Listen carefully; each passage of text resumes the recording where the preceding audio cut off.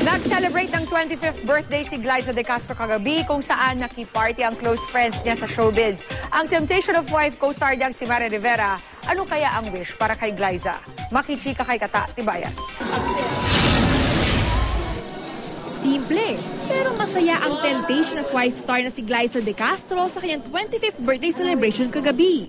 Dumalo ang malalapit niyang kaibigan, tulad din ng Marian Rivera, Rafael Rosel at Isabel Oli. Kantiyaw nila kay Glyza.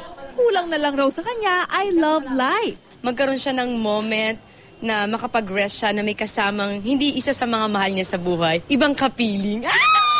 More success and more blessings talaga and happiness and love. Ay! Lalong nakumpleto ang saya ni Glyza nang malaman niyang siya ang nanalong most popular TV series villain sa favorite movies and television shows and music o FMTM Awards 2012, isang informal online celebrity survey. Si Glyza ang may pinakamataas na online votes sa nasabing kategorya para sa pagganap niya bilang si Heidi. Nagpapasalamat ako dahil worth it naman lahat nung pagod. Alam naman natin na nagsistruggle ako kasi hindi ako sanay sa ganong klaseng role.